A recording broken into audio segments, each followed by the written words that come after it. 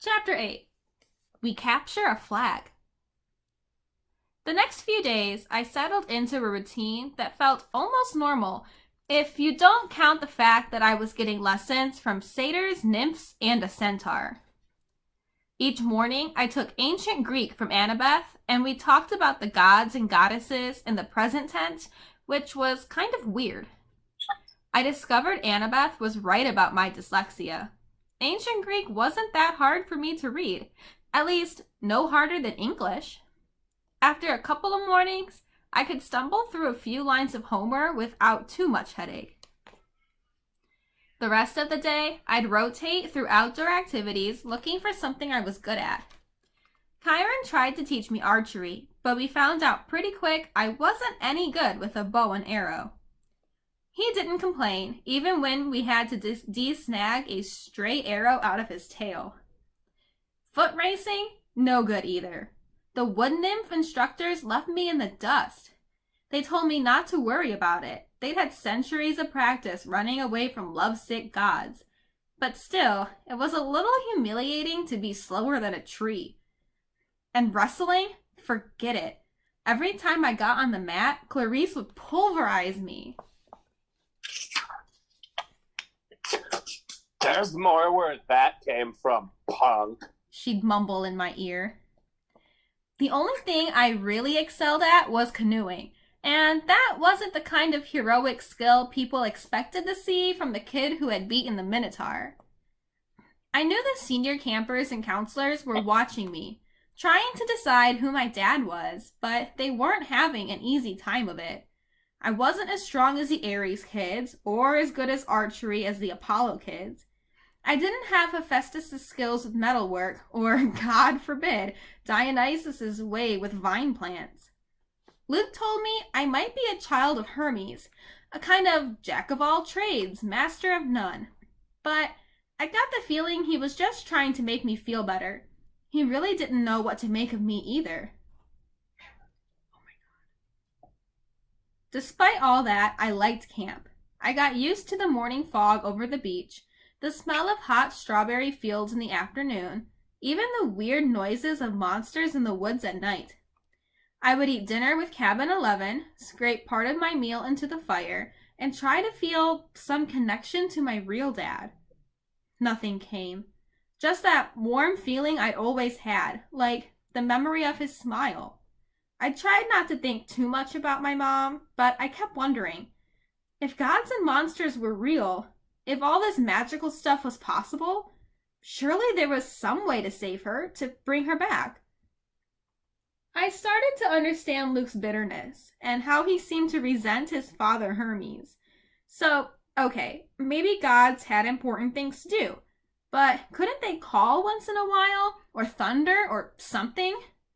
Dionysus could make Diet Coke appear out of thin air. Why couldn't my dad, whoever he was, make a phone appear? Thursday afternoon, 3 days after I'd arrived at Camp Half-Blood, I had my first sword fighting lesson. Everybody from Cabin 11 gathered in the big circular arena where Luke would be our instructor. We started with basic stabbing and slashing, using some straw-stuffed dummies in Greek armor. I guess I did okay. At least, I understood what I was supposed to do, and my reflexes were good. Give me a second.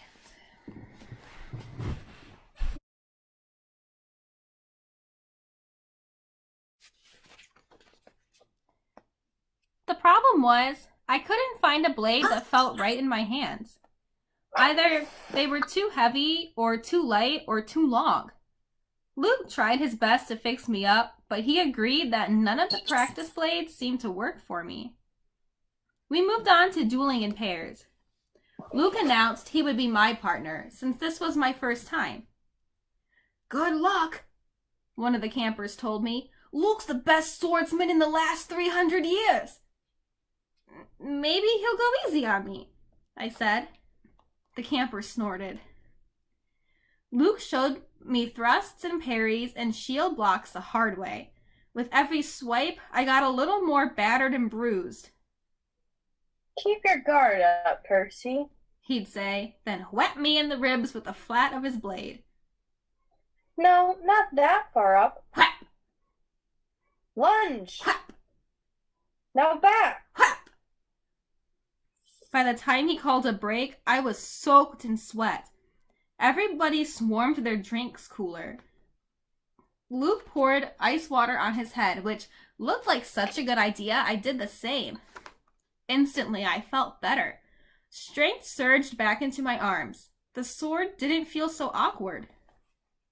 Okay, everybody circle up. Luke ordered.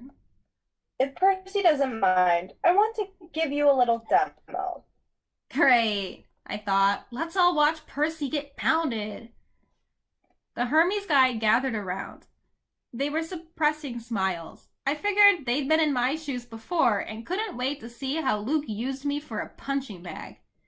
He told everybody he was going to demonstrate a disarming technique, how to twist the enemy's blade with the flat of your own sword so that he had no choice but to drop his weapon.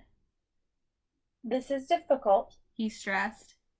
I've had it used against me. No laughing at Percy now. Most swordsmen have to work years to master this technique. He demonstrated the move on me in slow motion. Sure enough, the sword clattered out of my hand. Now, in real time, he said, after I'd retrieved my weapon. We keep sparring until one of us pulls it off. Ready, Percy? I nodded, and Luke came after me. Somehow, I kept him from getting shot at the hilt of my sword. Hang on, let me try that sentence again. I nodded, and Luke came after me. Somehow, I kept him from getting a shot at the hilt of my sword. My senses opened up. I saw his attacks coming. I countered. I stepped forward and tried a thrust of my own. Luke deflected it easily, but I saw a change in his face. His eyes narrowed, and he started to press me with more force. The sword grew heavy in my hand. The balance wasn't right. I knew it was only a matter of seconds before Luke took me down, so I figured, what the heck? I tried the disarming maneuver. My blade hit the base of Luke's, and I twisted, putting my whole weight into a downward thrust. Clang. Luke's sword rattled against the stones. The tip of my blade was an inch from his undefended... What is that word? Undefended. I get you. I'm sorry. I think I have dyslexia. My letters don't make sense. Are you hardwired for ancient Greek? I think I'm hardwired for ancient Greek. Oh no, I should stop reading this book. Clang. Luke's sword rattled against the stones. The tip of my blade was an inch from his undefended chest. The other campers were silent. I lowered my sword. Sorry? For a moment, Luke was too stunned to speak.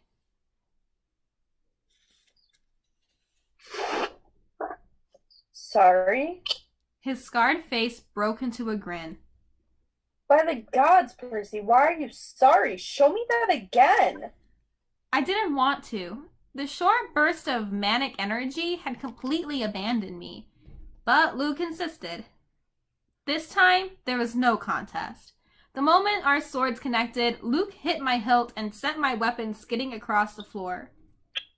After a long pause, somebody in the audience said, "Beginner's luck?" Luke wiped the sweat off his brow. He appraised at me with an entirely new interest. Maybe, he said. But I wonder, what would Percy could do with a balanced sword? Friday afternoon, I was sitting with Grover at the lake, resting from a near-death experience on the climbing wall. Grover had scampered to the top like a mountain goat, but the lava had almost gotten me. My shirt had smoking holes in it. The hairs had been singed off my forearms. We sat on the pier, watching the naiads do underwater basket weaving, until I got up the nerve to ask Grover how his conversation had gone with Mr. D. His face turned a sickly shade of yellow. Fine, he said. Just great. So your career's still on track? He glanced at me nervously. Chiron told you I wasn't I want a searcher's license? Well, no. I had no idea what a searcher's license was, but it didn't seem like the right time to ask. He just said you had big plans, and that you needed credit for completing a keeper's assignment. So did you get it? Grover looked down at the naiads. Mr. D suspended judgment. He said I hadn't failed or succeeded with you yet, so our fates were still tied together. If you got a quest and I went along to protect you, we both come back alive, then maybe he'd consider the job complete. My spirits lifted. Well, that's not so bad, right? He might as well have transferred me to stable cleaning duty. The chances of you getting a quest, and even if you did, why would you want me along? Of course I'd want you along. Grover stared glumly into the water. Basket weaving. Must be nice to have a useful skill. I tried to reassure him that he had lots of talents, but that just made him look more miserable. We talked about canoeing and swordplay for a while, then debated the pros and cons of the different gods. Finally, I asked him about the 4 empty cabins. Number 8, the silver one, belongs to Artemis, he said. She vowed to be a maiden forever, so, of course, no kids. The cabin is, honorary. If she didn't have one, she'd be mad. Yeah, okay, but the other 3, the ones at the end, are those the big 3? Grover tensed. We were getting close to a touchy subject. No, one of them, number 2, is Hera's, he said. That's another honorary thing. She's the goddess of marriage, so of course she wouldn't go around having affairs with mortals. That's her husband's job. When we say the big 3, we mean the 3 powerful brothers, the sons of Kronos. Zeus, Poseidon, Hades. Right. After the great battle with the Titans, they took over the world from their dear dad and drew lots to decide who got what. Zeus got the sky, I remembered. Poseidon the sea, Hades the underworld. Uh-huh. But Hades doesn't have a cabin here. No, he doesn't have a throne on Olympus either. He sort of does his own thing down in the underworld. If he did have a cabin here, Grover shuddered. well, it wouldn't be pleasant. Let's leave it at that.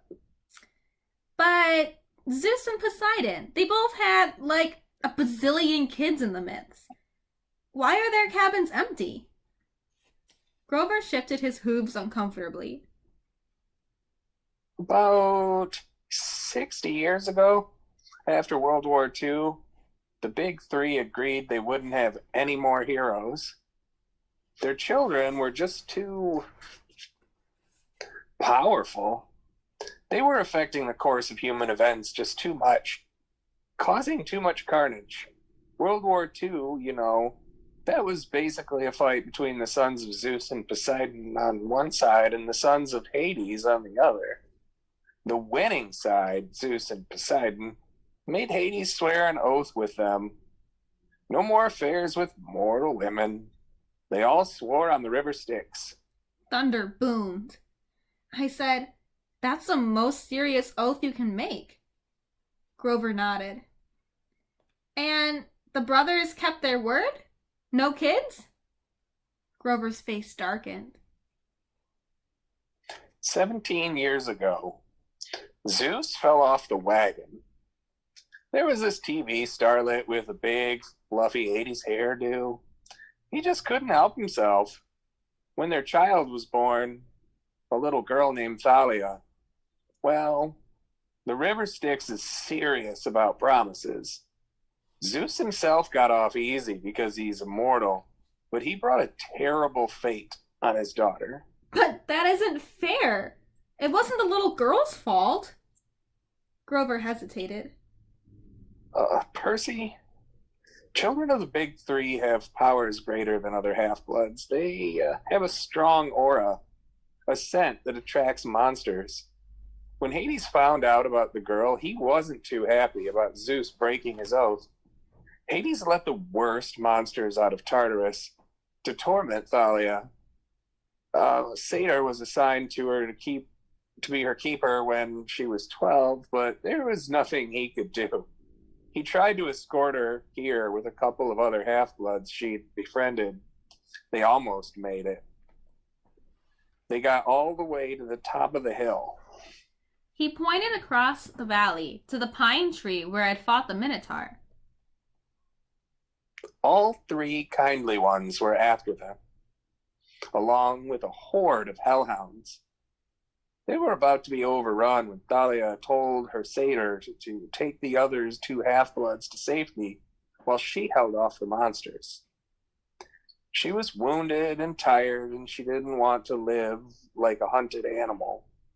The satyr didn't want to leave her, but he couldn't change her mind, and he had to protect the others.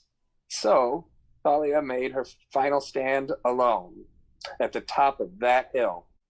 As she died, Zeus took pity on her.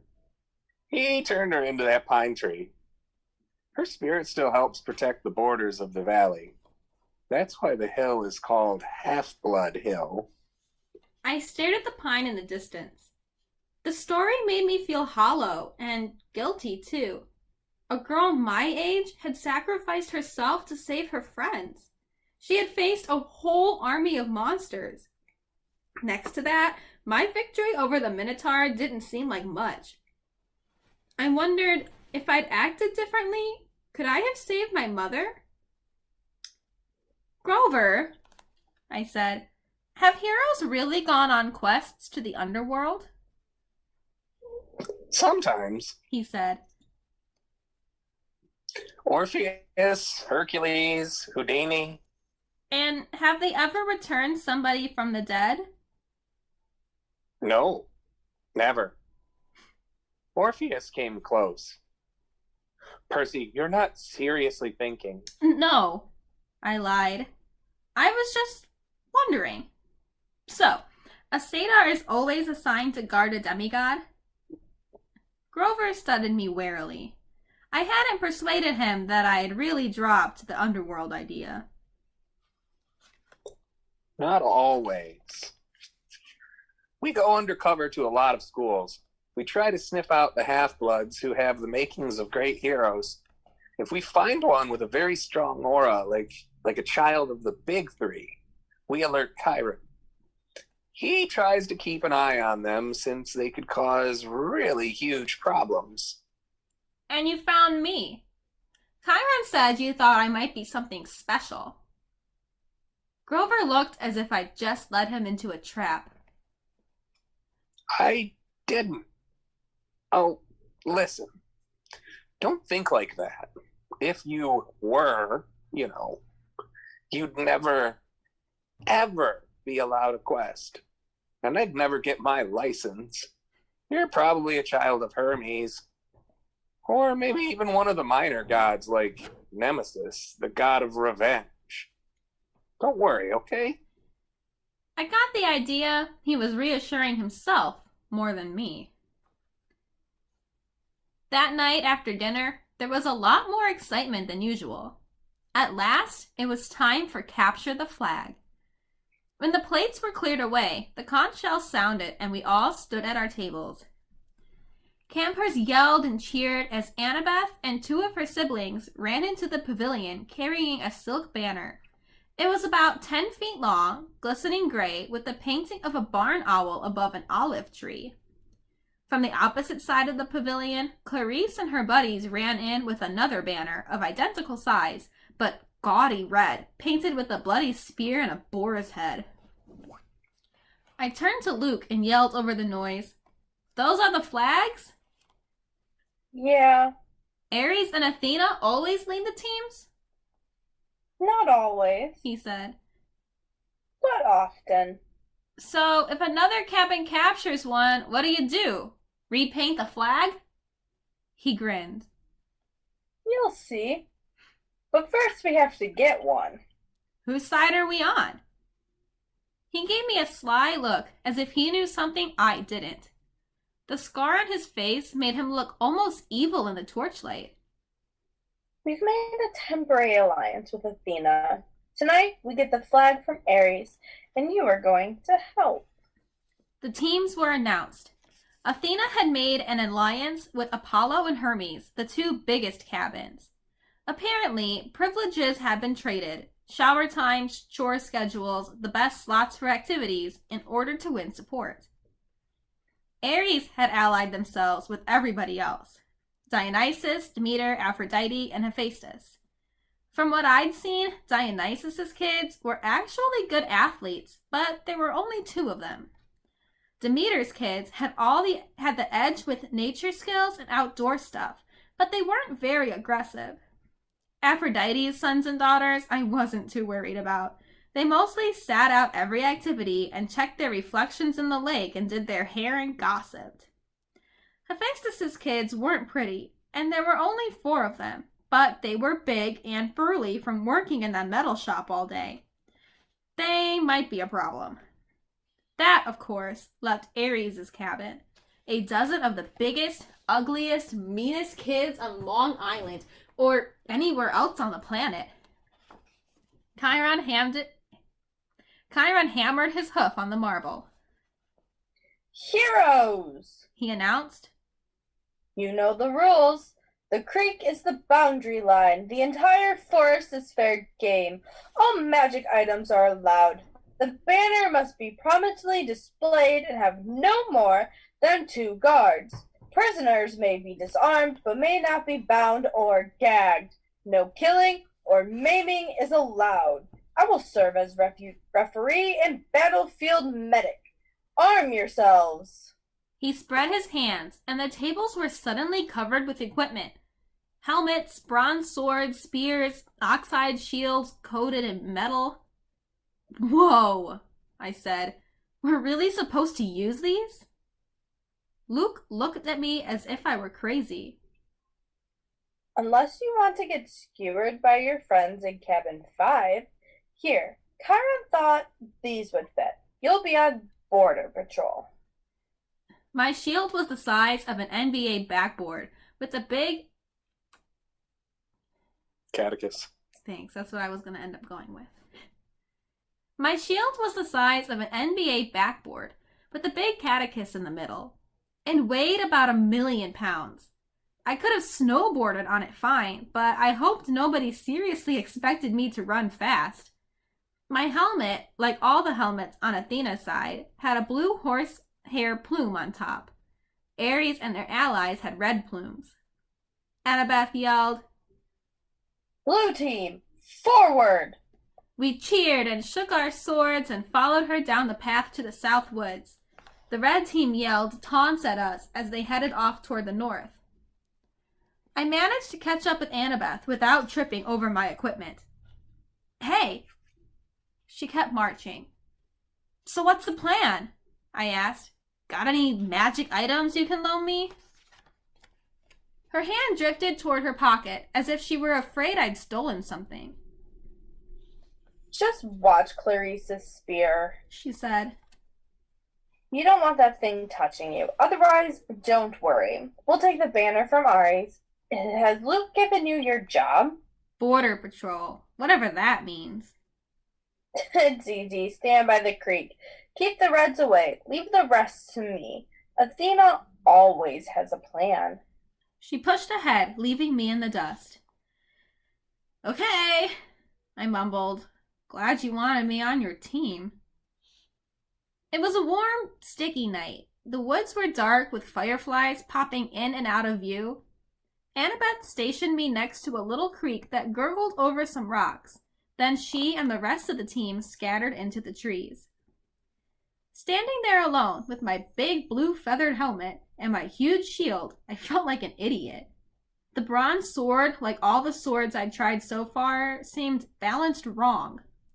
The leather grip pulled on my hand like a bowling ball. There was no way anybody would actually attack me, would they? I mean, Olympus had to have liability issues, right? Far away, the conch horn blew. I heard whoops and yells in the woods, the clanking of metal, kids fighting. A blue-plumed ally from Apollo raced past me like a deer, leaped through the creek, and disappeared into enemy territory. Great, I thought. I'll miss all the fun, as usual. Then I heard a sound that sent a chill up my spine, a low canine growl somewhere close by. I raised my shield instinctively. I had the feeling something was stalking me. Then the growling stopped. I felt the presence retreating.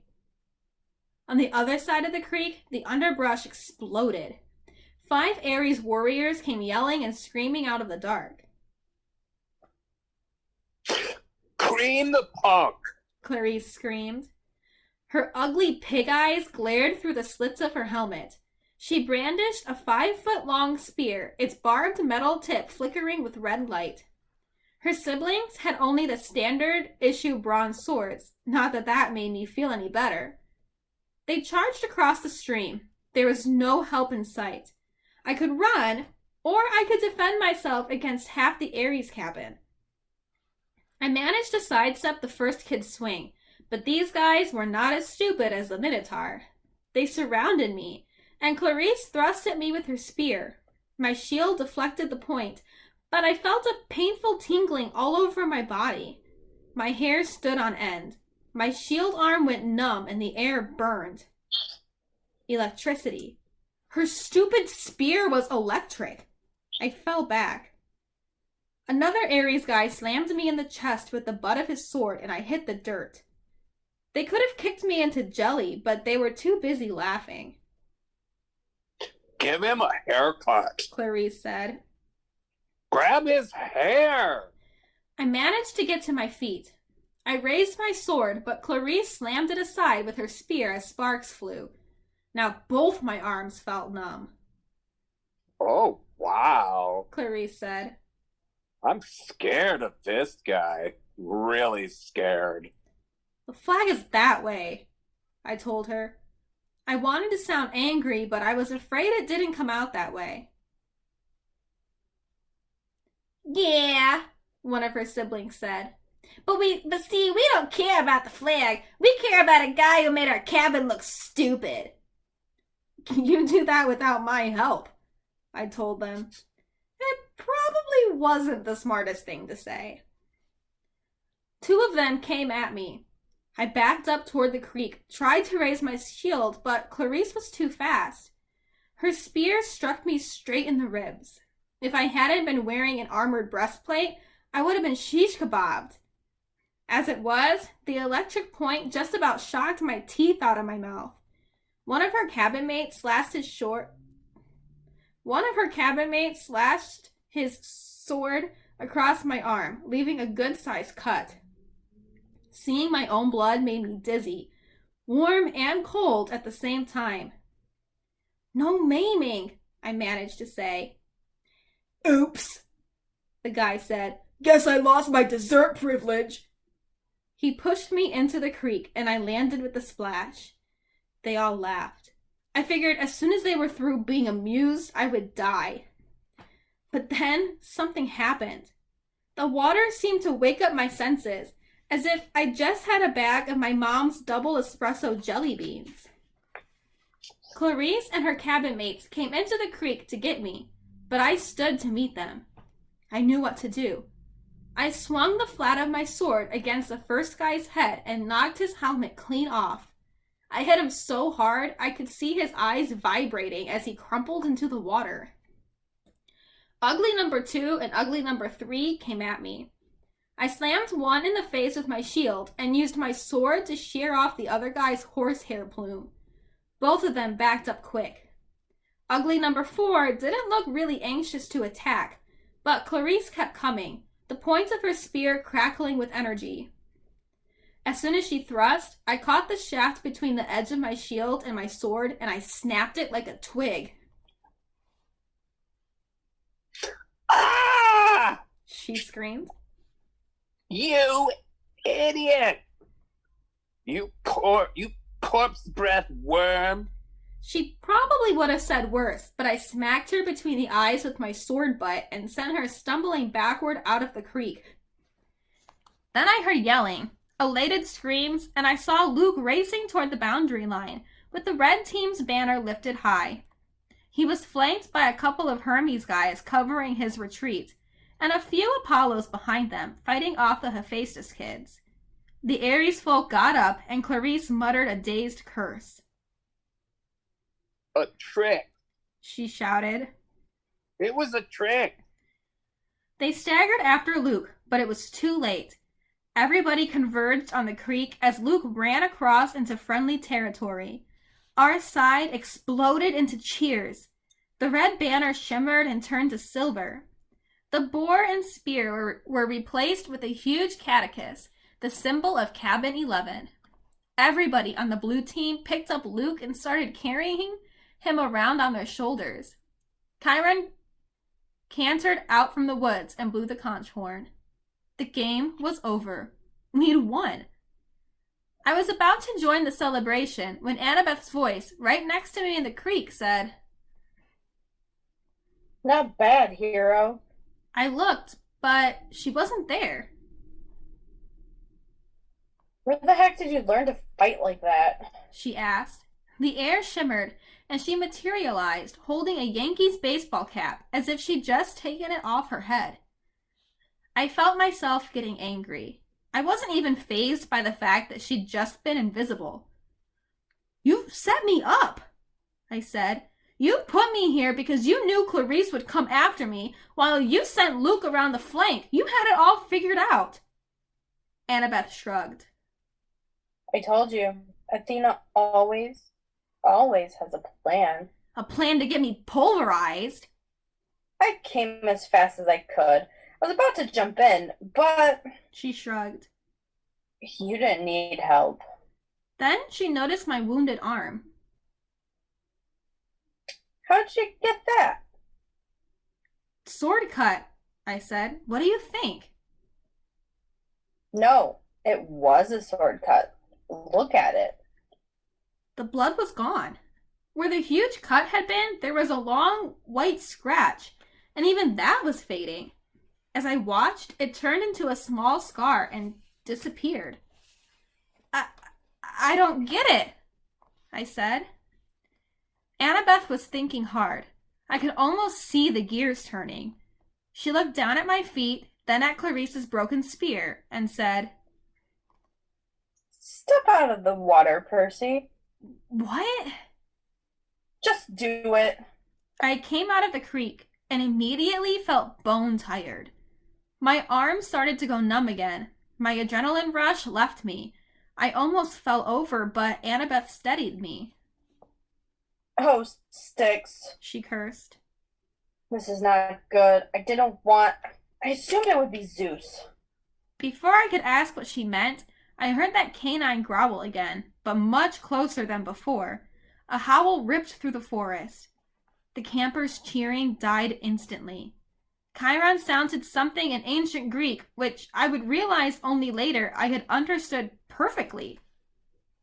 Stand ready! My bow! Annabeth drew her sword. There on the rocks, just above us, was a black hound the size of a rhino, with lava-red eyes and fangs like daggers. It was looking straight at me. Nobody moved except Annabeth, who yelled, Percy, run! She tried to step in front of me, but the hound was too fast. It leaped over her, an enormous shadow with teeth, and just as it hit me, as I stumbled backward and felt its razor-sharp claws ripping through my armor, there was a cascade of thwacking sounds, like 40 pieces of paper being ripped off after the other. From the hound's neck sprouted a cluster of arrows. The monster fell dead at my feet. By some miracle, I was still alive. I didn't want to look underneath the ruins of my shredded armor. My chest felt warm and wet, and I knew that I was badly cut. Another second, and the monster would have turned me into 100 pounds of delicatessen meat. Chiron trotted up next to us, a bow in his hand, his face grim. "Dear mortales," Annabeth said. "That's a hellhound from the fields of punishment. You're not supposed to." "Someone summoned it," Chiron said. "Someone inside the camp." Luke came over, the banner in his hand forgotten, his moments of glory gone. Clarice yelled, "It's all Percy's fault. Percy summoned it." "Be quiet, child," Chiron told her. We watched the body of the hellhound melt into shadow, soaking into the ground until it disappeared. "You're wounded," Annabeth told me. "Quick, Percy, get in the water." I'm okay, "No, you're not." she said. "Chiron, watch this." I was too tired to argue. I stepped back into the creek, the whole camp gathering around me. Instantly, I felt better. I could feel the cuts on my chest closing up. Some of the campers gasped. Look, I don't know why, I said, trying to apologize. I'm sorry. But they weren't watching my wounds heal. They were staring at something above my head. "Percy?" Annabeth said, pointing. "Um, By the time I looked up, the sign was already fading, but I could still make out the hologram of green light, spinning and gleaming. A 3-tipped spear. A trident. your father." Annabeth murmured. "This is not good. Really not good."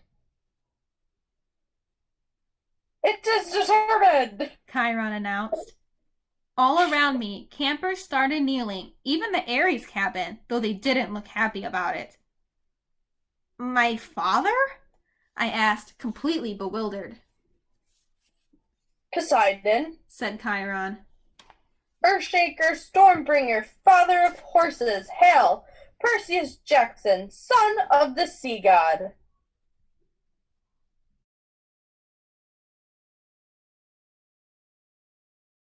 I'm sorry. How is him being Poseidon's son supposed to be a secret? If you don't know mythology.